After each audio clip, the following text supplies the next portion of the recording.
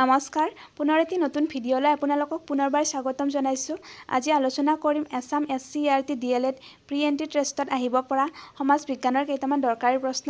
গতিকে ভিডিঅ'টো শেষলৈ চাই থাকিব আৰু যিসকলে মোৰ চেনেলটোলৈ নতুনকৈ আহিছে চেনেলটো ছাবস্ক্ৰাইব কৰি দিব আৰু কাষতে থকা বেল আইকনটো প্ৰেছ কৰিবলৈ নাপাহৰিব। আৰু এতিয়া পলম নকৰি আজি আমাৰ ভিডিঅ'টো আৰম্ভ কৰিব ওলাইছোঁ।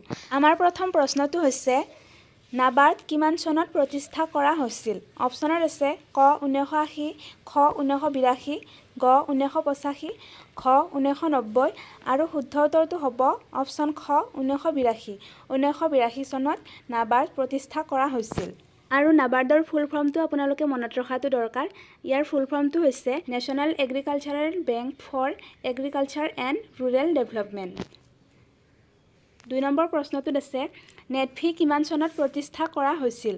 অপশ্যনত আছে ক 1995, খ 1991, গ 1990, খ 1999 আৰু ইয়াৰ শুদ্ধ উত্তৰটো হ'ব অপশ্যন ক 1995।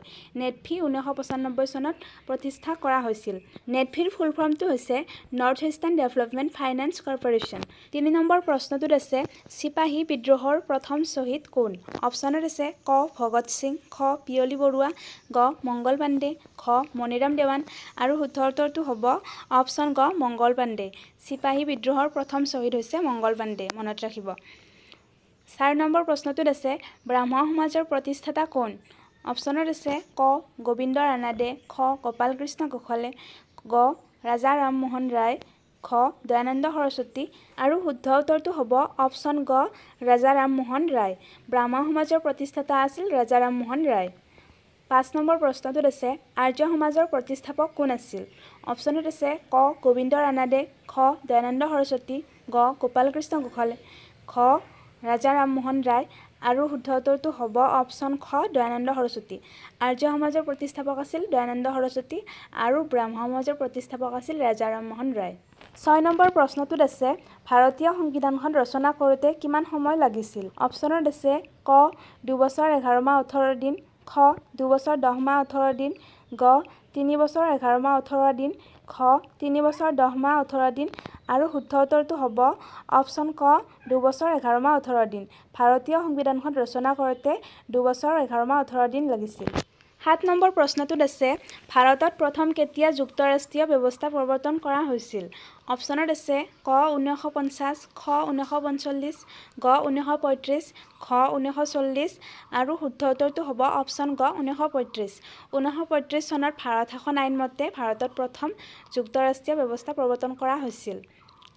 8 নম্বৰ প্ৰশ্নটোত আছে ভাৰতীয় সংবিধান দিৱস কোন তাৰিখে পালন কৰা হয়? অপশ্যনত আছে 26 জুলাই, খ 26 জুন, গ 26 নৱেম্বৰ, খ 26 জানুৱাৰী আৰু শুদ্ধ উত্তৰটো হ'ব অপশ্যন গ 26 নৱেম্বৰ।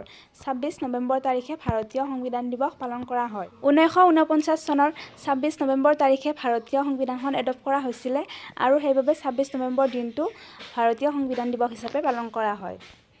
9 নম্বৰ প্ৰশ্নটোত আছে অসমৰ একমাত্ৰ পৌৰ নিগম পৰিচালনা কৰা চহৰ কোনখন? অপশ্যনত আছে ক যোৰহাট, খ তেজপুৰ, গ গুৱাহাটী, খ শিলচৰ আৰু শুদ্ধ উত্তৰটো হ'ব অপশ্যন গ গুৱাহাটী। 10 নম্বৰ প্ৰশ্নটোত আছে উত্তৰ পূব ভাৰতৰ কোনখন ৰাজ্যক পূৰ্বে নিভা বুলি জনা গৈছিল? অপশ্যনত আছে ক মেঘালয়, খ অৰুণাচল প্ৰদেশ, গ ত্ৰিপুৰা, খ মিজোৰাম আৰু শুদ্ধ উত্তৰটো হ'ব অপশ্যন খ অৰুণাচল প্ৰদেশ। অৰুণাচল প্ৰদেশক পূৰ্বে নিভা বুলি জনা গৈছিল আৰু নেফাৰ ফুল ফৰ্মটো হৈছে north east frontier agency. 11 number প্ৰশ্নটোত আছে হৰপ্পা সভ্যতা কিমান চনত আৱিষ্কাৰ কৰা হৈছিল? অপশ্যনত আছে ক 1921, খ 1922, গ 1923, খ 1924 আৰু শুদ্ধ উত্তৰটো হ'ব অপশ্যন ক 1921। 1921 চনত হৰপ্পা সভ্যতা আৱিষ্কাৰ কৰা হৈছিল। 12 নম্বৰ প্ৰশ্নটোত আছে কোনজন ৰজাক ভাৰতৰ নেপোলিয়ন বুলি জনা যায়?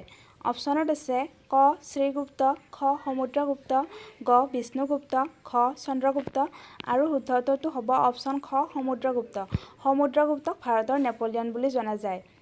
13 নম্বৰ প্ৰশ্নটোত আছে ৰাষ্ট্ৰীয় জৰুৰীকালীন অৱস্থা সম্পৰ্কে সংবিধানৰ কিমান নং অনুচ্ছেদত উল্লেখ কৰা আছে?